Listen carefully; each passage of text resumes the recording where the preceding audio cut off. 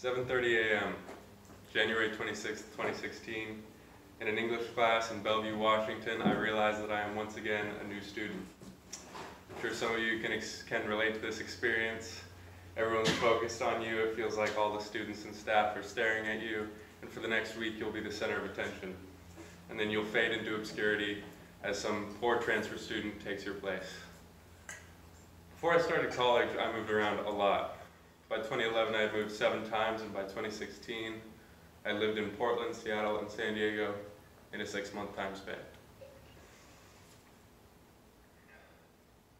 One's formative years are so invested in the friends and relationships that they make when they're young. You form a supportive base of people that you can rely on, people that you go back to. I have so many friends and family members that I cherish and love, but I don't really talk to them anymore because they're scattered all over the country. I feel like my supportive base isn't right here, right next to me, where I can tap into it every day. It's in Utah, or in California, or in Washington, or in Idaho, even.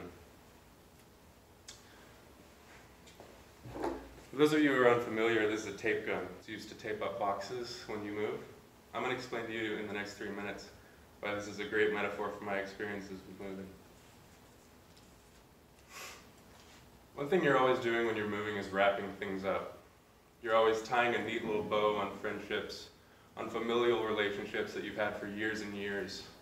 I don't know who expects you to do something so neatly that you've had going for so long, but when you look back at those experiences, you really do want to see them as neat and tidy and not messy and all over the place like they naturally are.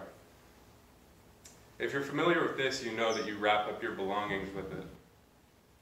You store them away to look at them later, to put them in a room that you're unfamiliar with. You analyze them in a new situation.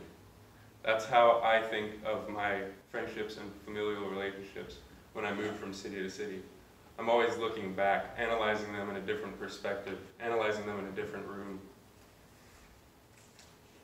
The funny thing about this is that I'm never very good at using it. I've taped up millions of boxes, thousands of times, but it's large and awkward, and I always get the tape stuck to itself, or I cut off too much. Likewise, I never got better at moving. I've always done it very unhealthily. I bottle myself up and try not to make friends actively because I've adopted this defeatist mindset where I assume that at some point I'm going to have to say goodbye to them. And I realize now that that's severely unhealthy, and that I should think of it more like a fresh start every time. Each of these separate journeys in San Diego, Portland, Seattle, they're all different journeys with different experiences, different interactions, different values to offer me.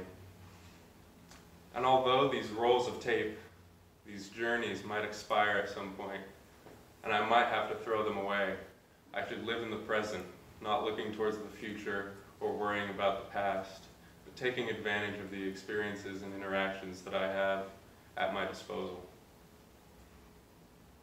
I know this presentation might make my life seem a little hectic or unpleasant, but in reality, I've adopted this nomadic lifestyle, this hopping from city to city every 6 months or so, as part of my identity, just like I'm sure your identity is tied to where you're from. I don't pledge allegiance to a particular state or city or region. All of these different cities form my identity. I feel like there's a general fear about moving around, about leaving where you're comfortable, but I don't have the desire or the need to stay in one place anymore. I will always chase new experiences, and I want to thank this guy for being my companion. Thank you for being my audience. Thank you.